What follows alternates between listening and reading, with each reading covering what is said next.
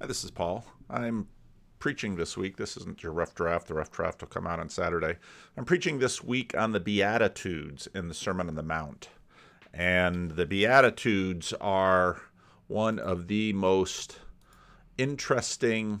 The Sermon on the Mount is a very interesting part of the New Testament. It's Jesus' most famous sermon as such.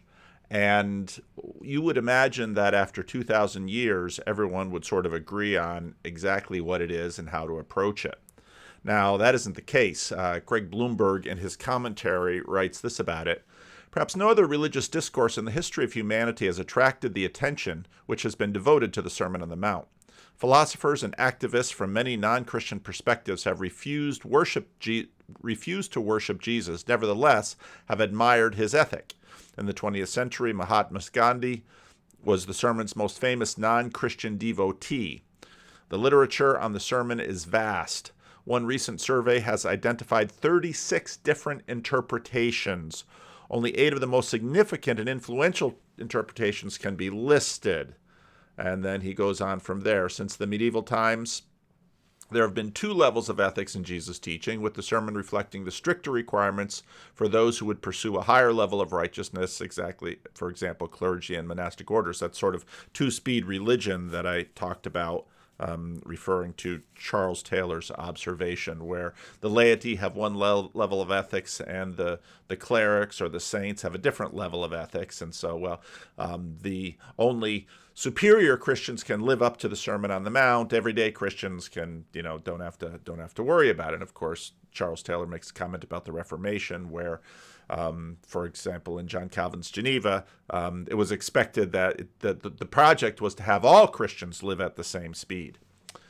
In Luther's widely influential approach, the sermon functions as the law does for Paul. God's impossible moral demands disclose the depths of our sinfulness and drive us to our knees in repentance. And that's pretty commonly hear that in Protestant sermons.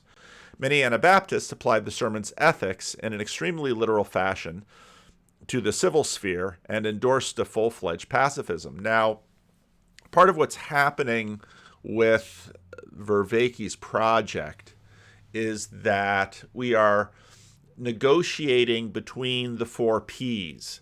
And I noticed in the comment section, Nate and Anselman sort of squared off about the propositional. The propositional is not going away. Part of the reason the propositional has been forefronted to such a degree is because, I believe, of the printing press and modernity, because the printing press really mainly affords propositional knowledge propagation. Modernity, with its as sort of its materialist biases and its nearly exclusive referential theory of truth, promoted, very much distorted the propositional. And so when Vervaeke talks about the non-propositional, I think initially I sort of heard this as, and John certainly has this agenda in terms of prioritizing the mystical over the, I don't know if he'd even agree to this. I'll have to ask him next time we talk. But so part of an ongoing civil war in religious terms, and this goes far beyond Christianity, is sort of the mystical versus the applied. I'll use those terms. I've been reading a history of the Jews, and in the medieval period, there was a very interesting debate about, which is preferred, to just study Torah all the time or to have it applied. And the debate goes fierce. In many ways, they said, well, studying Torah is the highest thing that you can do, unless, of course, some widow is outside your door. And if you turn away the widow because you're studying Torah, well, you have failed the law, and rightfully so, because by its very nature, law attempts to use the propositional to create a much more procedural, but then potentially perspectival and participatory reality. Reality is always more than the propositional, and I think John nicely lays that out here. So back to the reflections on the Sermon on the Mount. So in the medieval period, this is history of interpretation, which always fascinates me. In the medieval period, there's sort of the sermon was often read sort of with a two-speed. So the mystics will read the sermon and the mystics and the ascetics will read the sermon in a particular way, but regular people living in the village can't live that out. The Protestant Reformation very much seeks to have the whole community live it out, but then Luther, in a sense, uses it as this is a guide to our sinfulness, and you can hear this in sermons beyond Lutheranism. Of course, Calvin brings in the third use of the law, where the law is a guide to grateful living. You can often hear misery, deliverance, gratitudes in my rough draft for Sunday. Anabaptists very much stressed sort of a physicalist, procedural application of the New Testament. If the magisterial Protestants had a predilection, sometimes to their gain, sometimes to their detriment, for, let's say, I'm really trying to not use the word literal because the word is just so deeply conflicted. But if the Protestants tended to lean on propositional belief and assent, Anabaptists tended to lean on very biblicistic procedural knowledge, and that's sort of where the Anabaptist tradition went. Protestant liberals have seen the sermon as a paradigm for the social gospel and a call to the church to usher in the kingdom of God on earth, a view also adopted in a secular form by Karl Marx. Existentialists, and you see us sort of peeling back the time now.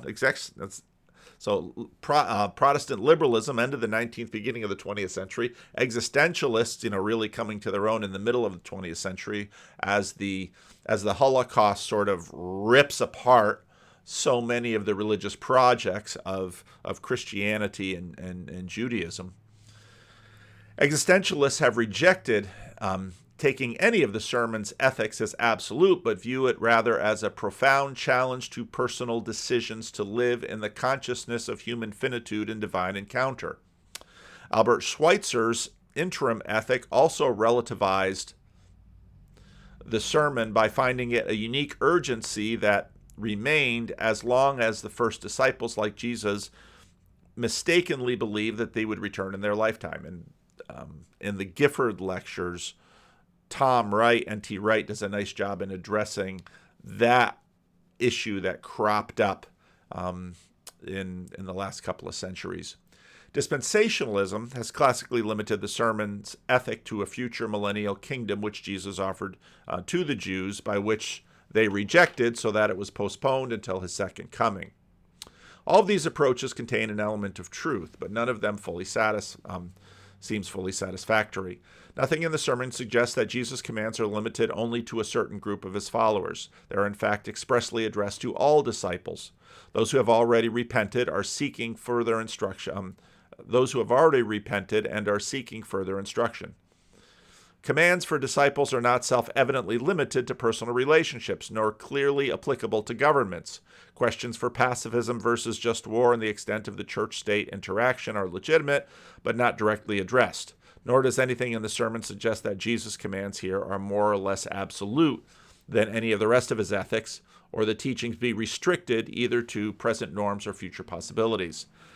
The type of society requiring commands against murder, adultery, divorce, and so on can hardly be described as millennial, but that does not mean that Jesus' vision is fully realizable in this age. Finally, it is impossible to separate Jesus' ethic from allegiance to his person, as Marx and Gandhi tried, or to find any consistent form of application if one follows pure existentialism. And then Bloomberg opts for, which would probably be my favorite, inaugurated eschatology. seems most in keeping with Jesus' teaching on the kingdom more generally. Inaugurated eschatology recognizes an already not yet tension in which the sermon's ethics remain the ideal or goal of all Christians in every age, but which will never fully be realized until the consummation of the kingdom at Christ's return. We can expect the Spirit to empower us to make substantial strides in obedience, even as we recognize that our sinfulness will prevent us from ever coming close to attaining God's standards. So that's Bloomberg. Now, the Sermon on the Mount opens with the Beatitudes, and so much of what I've seen in my ministry, I've often watched Christians sort of use these for devotions, read them for church devotions, let's say council devotions, because they're so striking. Blessed are the poor in spirit, for theirs is the kingdom of heaven. Blessed are those who mourn, for they will be comforted. Blessed are the meek, for they will inherit the earth. Blessed are those who hunger and thirst for righteousness, for they will be filled. Blessed are the merciful, for they will be shown mercy. Blessed are the pure in heart, for they will see God.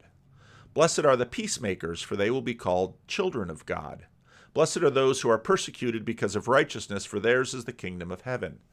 Now, if you look at, let's see, did I keep the search up here? If you look at, these are Beatitudes. It's a particular type of speech, and you can find them in the Psalms. There's a good many of them in the Psalms. You can find them in Proverbs. You can find a few littered in the prophets. And then you can find a lot of them in the Apocrypha, which again is mostly wisdom literature. And as I'll go into the rough draft, which I won't go into now, the fact that Beatitudes are so well known and so expected really makes what I think the Beatitudes and how Jesus uses them at the beginning of his sermon as aporia. Now, the best. I don't want to say bad things about I think all of my homiletics professors are dead now, so I'll risk it. I'll say this: the class from seminary that I have used most for guiding how I prepare sermons was my class on Christian education with Marion Spud Snapper. And those of you who are within the CRC might grin when you think of Snapper. Snapper was an interesting faculty member at Calvin Seminary back in the day because, unlike just about all the rest of Calvin Seminary's faculty, he was not an ordained minister. He was a school teacher, and he was a master school teacher, and he taught elementary school. He was also he created Sunday school curriculum, and so he was there as the professor of church education at the seminary, and it was just a fun, strange, funny guy. He was a master teacher, and his classes were so fun. And one of the key things that he always taught us in terms of lesson planning, and I've always used it in terms of sermon planning, was raise dissonance. And aporia is basically dissonance raising. And so when I look at the Beatitudes and how Jesus breaks, and in fact, where he goes there in the sermon from there, I mean, first he said, there's so much aporia in the Sermon on the Mount. And I think that's part of the reason the church has struggled with it, because it's part of what Jesus does. He's just so completely unsettling to people at such a deep level, whereas he's both affirming the Hebrew scriptures and turning them over. In verse 17, do not think I have come to abolish the law of the prophets. I have not come to abolish them, but to fulfill them. For I tell you, until heaven and earth disappear, not the smallest letter, not the least stroke of a pen will by any means disappear from the law until everything is accomplished.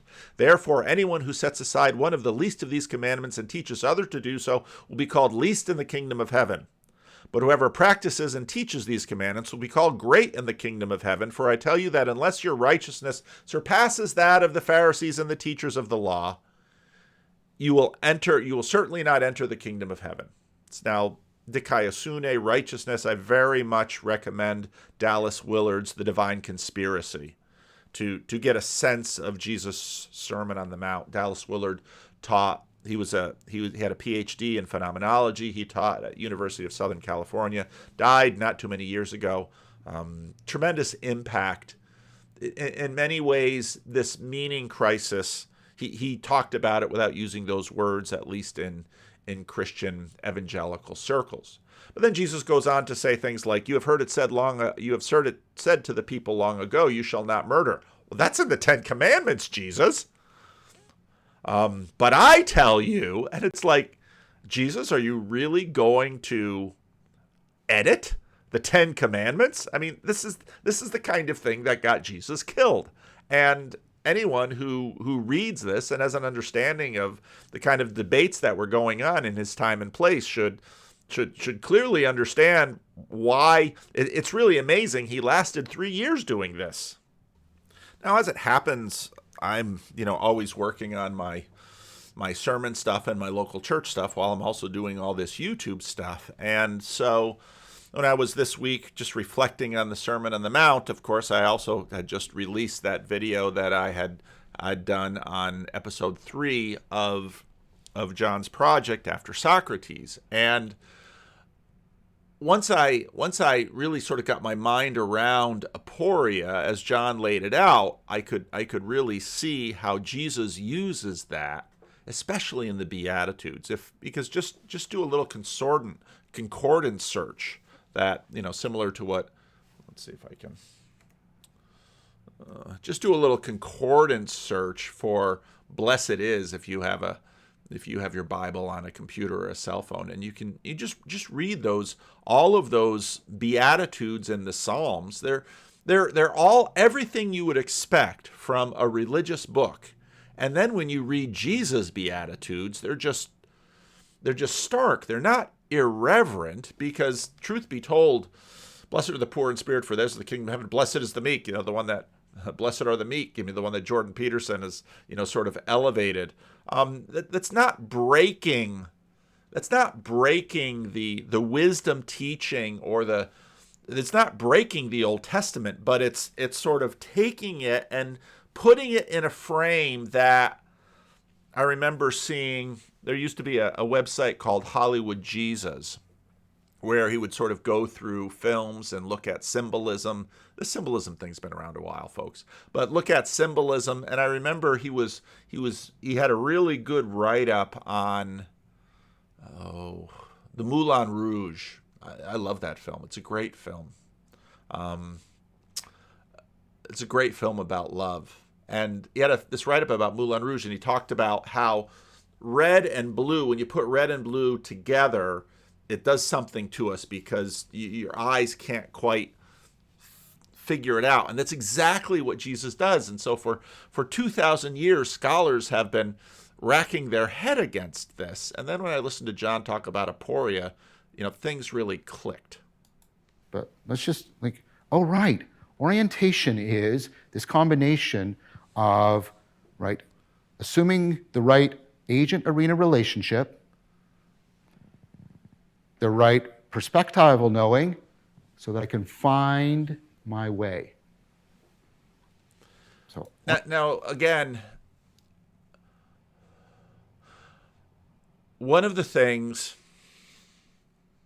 that has always lived with me ever since my college days, when I started trying to make Christianity my own, was the rather obvious reality that mere profession of faith is insufficient. Now, I don't in any way want to dismiss profession of faith, but Jesus says it all the time. Lord, Lord, people will cry out to me.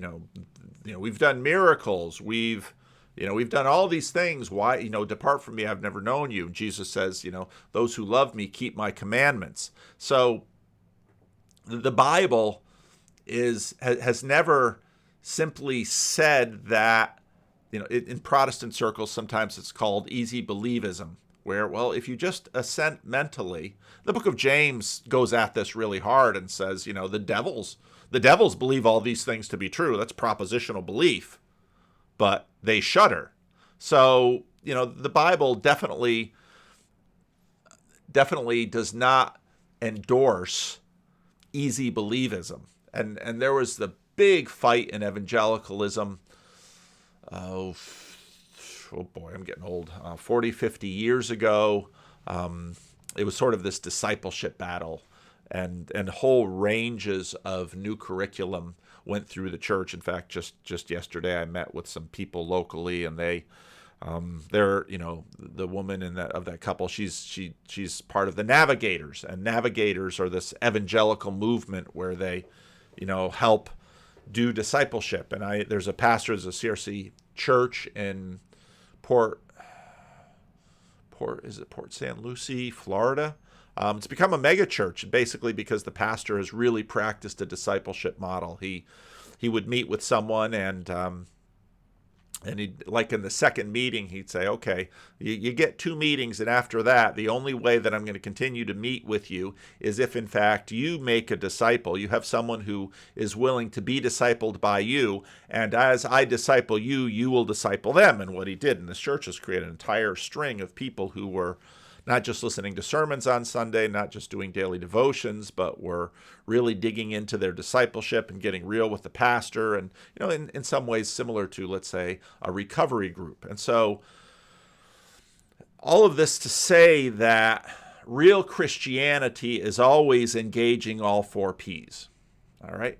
That's the goal here, because we are not, as Jamie Smith would say, we are not heads on a stick.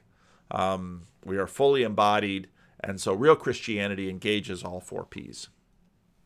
Orientation is deep, it's primordial. It's presupposed in everything we're doing. When you come into a place, before you start to do anything, you have to properly orient to it. Ratio religio, you have to properly orient. Okay. So he proposes that dialectic brings about this reorientation by exposing us to what he calls radical aporia. Now, many people have noted, and it's part of the way Socrates is monstrous, that Socrates generates aporia in people. What does aporia mean? Well, it means, the original meaning is something like, I've lost my way, I don't know how to go forward, I'm stuck. It's confusion, but confusion in the real deep sense of disorientation. You're disoriented. I don't know how to go forward. I don't know how to go back. I'm lost. We know that when Socrates does this, it's mentioned frequently in the Platonic dialogues. Scholars talk about it all the time, about Socrates. And you can even get it in the way the characters who are interacting with Socrates talk about him. They talk about him like he's a stingray. Like you've been stung by a stingray, and you're like, oh, you get all disoriented. Or he's like an enchanter, and he puts a spell on you, and you're all disoriented. That's aporia. And we've talked about how Socrates brings you to this state, this realization of your ignorance, but especially at the perspectival and participatory levels. Okay. Now,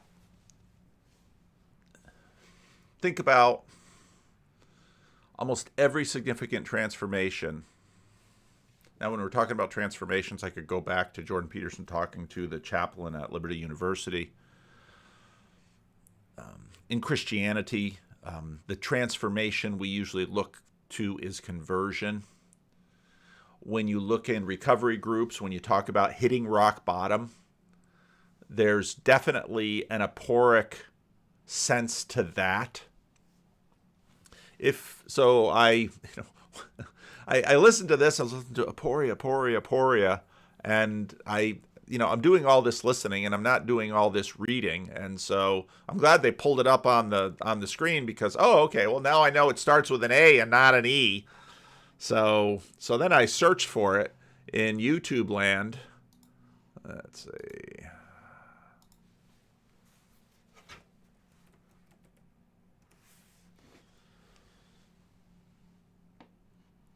And well, there's a channel called it, but then I found this video, which was quite interesting because this video made the point that the Joker in The Dark Knight, I thought this was a great example. The Joker in The Dark Knight, his main tool is Aporia, and that's really helpful to know because Aporia can be used to many different effects, and what the Joker does again and again is try to use. In fact, the whole channel, this whole channel is named Aporia. Let's see, this is 2.5 million views 5 years ago. What is this? This is mostly interesting little channel. Looks like mostly abandoned a couple of years ago, but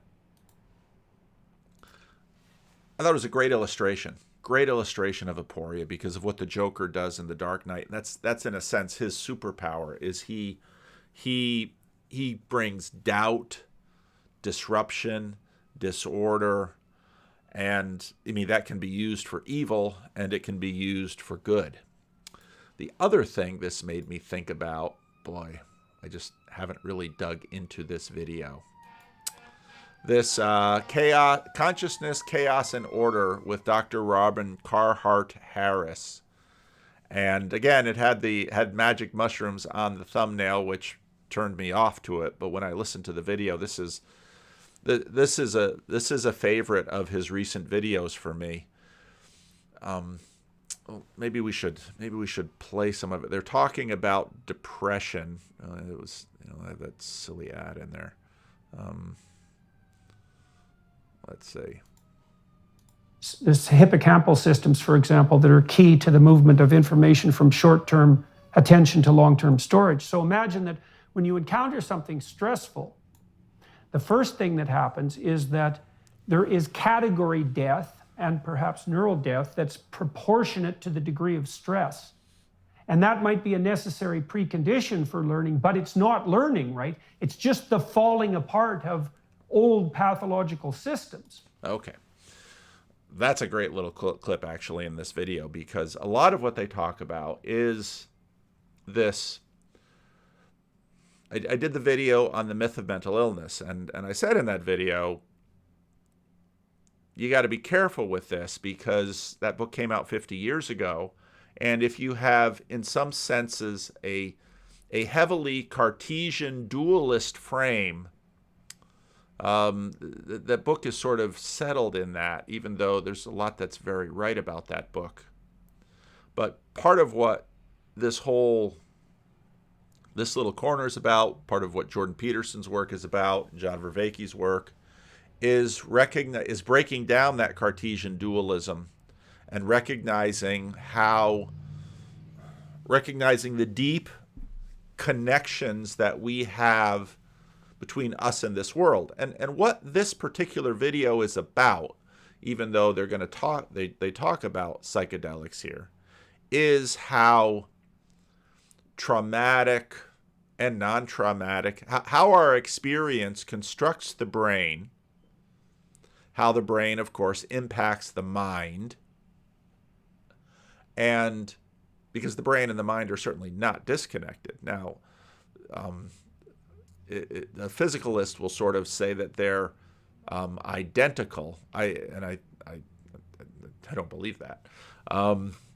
But there's a deep connection, and I think part of the reason that whole frame breaks down is because my mind is connected to your minds, and it's connected through this video, it's connected through YouTube, it's connected through Twitter, it's connected through estuary meetings, it's connected through notes and letters and emails, it's connected.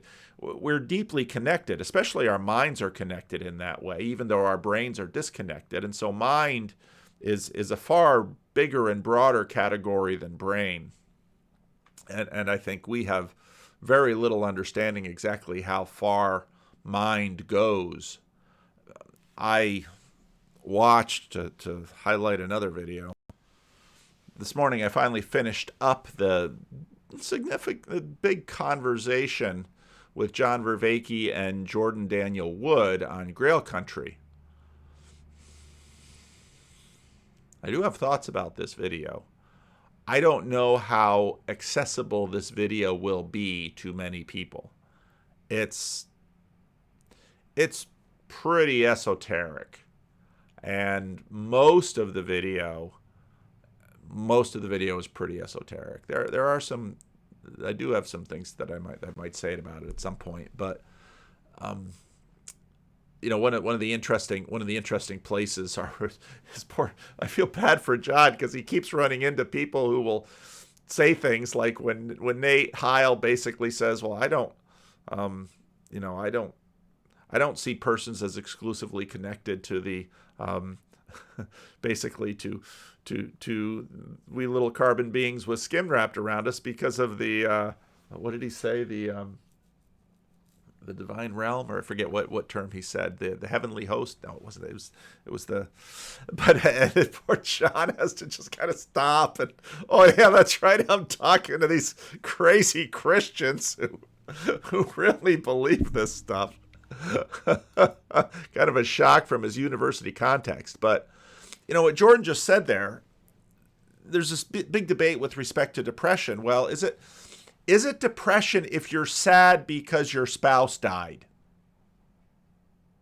Or is depression sort of a dysfunction of the brain that's inside your head? And how should the psychological community think about those two realities? And of course, there's questions of pathology and norm in there. And so what Jordan is talking about here is how, well, events shape us. Talked a number of times about The Body Keeps the Score, a pretty amazing book about trauma. And events don't just shape our brains, events shape our bodies, and this gets into us. And so, then they're talking about, well, they're really wrestling with the question, well, what on earth is depression? How are we supposed to think about it? And that's a problem because, well, now you don't have the old pathological system, but you also don't have anywhere to go, right? So it's only the death without the rebirth. And then people experience that with extreme pain too, because, and I wonder sometimes too, if that psychogenic pain, like depression, for example, isn't actually the psychological consequences of the neural degeneration and the category death that we're referring to as a consequence of stress. Possibly, yes. I mean, a theme I'd want to bring in would be disconnect. And I suspect if we take a classic aspect of neuroticism like depression, then there is, I think, depression, and of course this has been written about extensively and famously by the likes of Freud. There is a sort of forced retreat from objects that one would invest in, often implicitly love objects, but that's meant very broadly and generally, so that might be one's vocation, that is an object of intense investment, or in Freudian language, cathexis, the investment of libidinal energy. I thought the question of investment in vocation, I've been making my way through this video, and part of what's made Jordan just so interesting to follow is just how transparent he is, and there are moments in this video where he's actually, it's easiest to find in Chad's video, Chad's clipping of it. This isn't the video, but this was he was clipping the video that I had made, and professionals, so that the working professionals have to work in a way that isn't truthful. I mean, how do you fight back against that? At what point do you just stop playing in that game. You know, people have asked me that too. Why don't you just give up your license? And I would say, well, because I wouldn't be giving it up. I would be allowing it to be taken away from me. Like if and this group of psychologists is surprised that Jordan would, in this moment, draw very careful distinctions and dig in like a badger. Like a badger.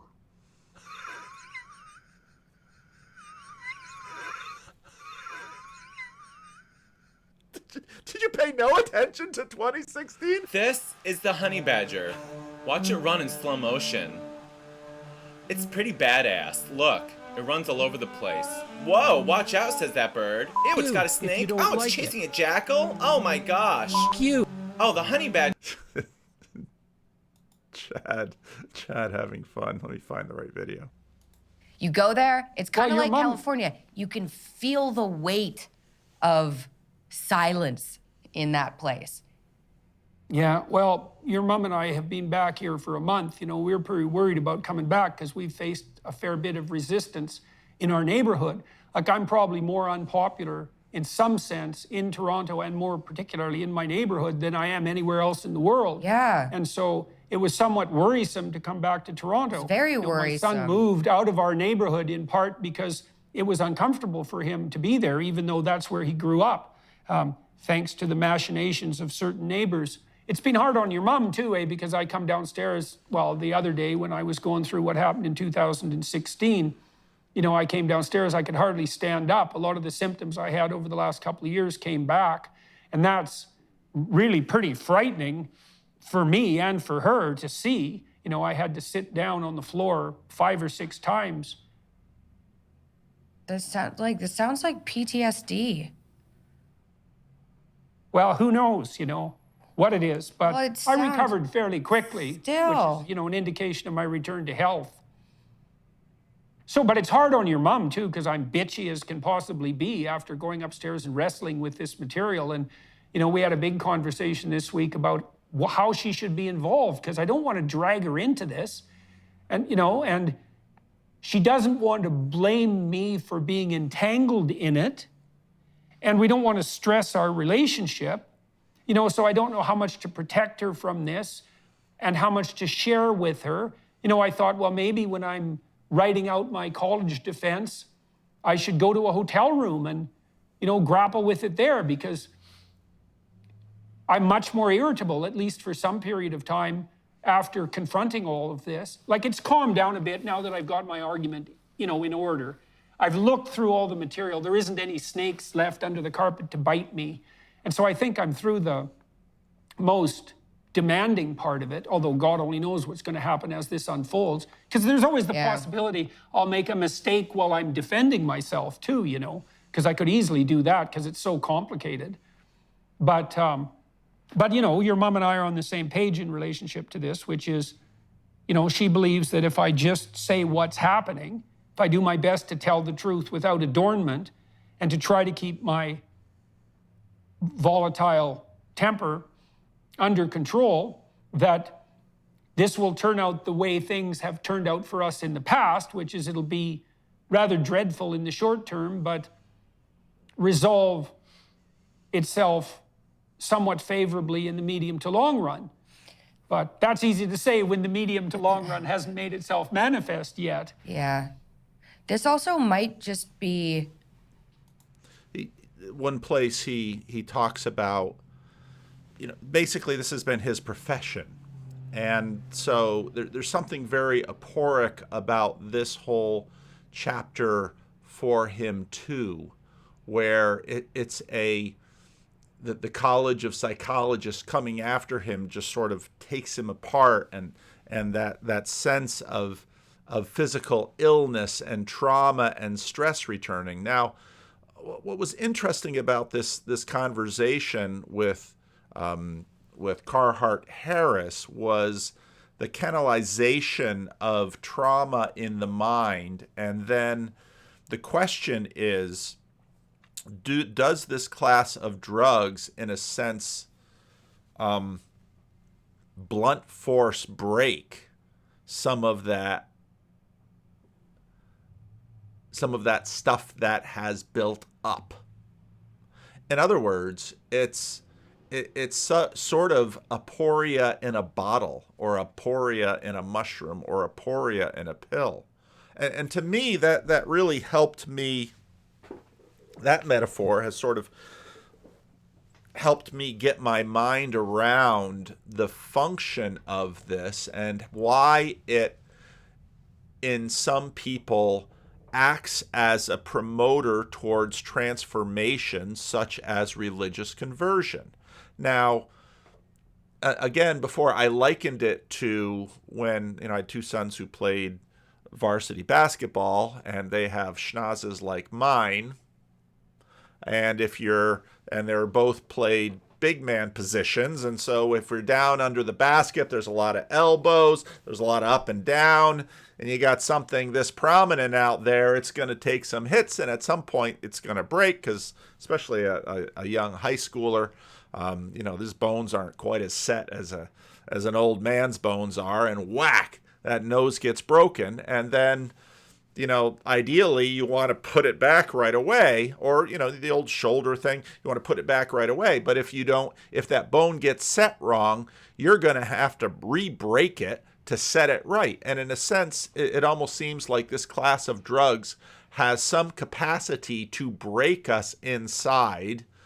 And obviously with the attempted therapeutic realization of these drugs, they're sort of a breaking in order to reset something straight. And that to me made sense of it. I know I should probably talk to Preston Sprinkle again, because he's made quite a career of dealing with LGBTQ issues in the Protestant church. And when I talked to him last, he asked me about psychedelics, because he was saying, I'm trying to figure out what sort of the next big difficult wave in the evangelical church is going to be. What do you think about psychedelics? I said, yeah, that's a good candidate for it. But I think part of what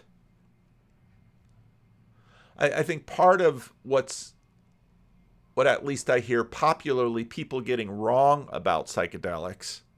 Here I brought up psychedelics myself instead of forced to talk about it. That's the way it goes.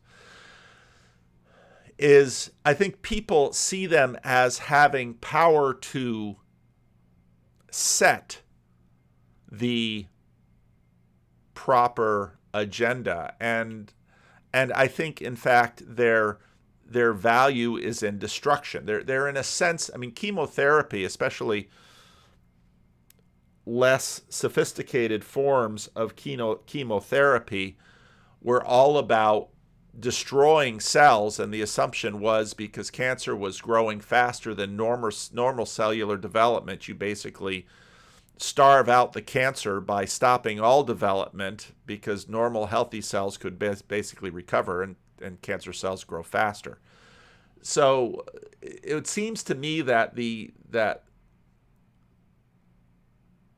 psychedelics have an aporic quality to them.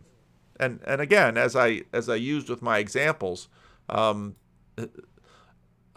isn't necessarily it can be used for many ends. The Joker is a master of aporia. Socrates is a master of aporia. And I think part of what makes Jesus so powerful is he's a master of aporia. Those who have recovery programs put their life back together, it's because rock bottom is an aporic condition. And those who at least face rock bottom and use it as aporia, as, okay, going to make a clean break from my old life and my new life. That's classic language of Christian conversion. The old is gone, the new has come. Burning off the dead wood, Peterson would like to say. And aporia has that function. And so here in the Sermon on the Mount, blessed are the poor in spirit, for theirs is the kingdom of heaven. You'd say, no, the poor in spirit, that's the Anawim, that's the tradition of the humble, broken ones who the only help they have left in the world is God. Same with the meek. Those who mourn, the losers. Losers will win. Those who those who have no resource, no spiritual resource left, poverty of spirit, let's say, no spiritual resource left, they're going to receive everything. The meek inherit the earth. Those who hunger and thirst for righteousness, you only hunger and thirst because you don't have food and drink, they will be filled. I mean, this is not Old Testament Beatitudes. This is something starkly different, and it's aporic because people listen to it, but it's aporic in a very positive way because on one hand, it breaks the world, and on the other hand, it already begins filling the religious imagination with hope. Hope for the people who seem least likely to receive it.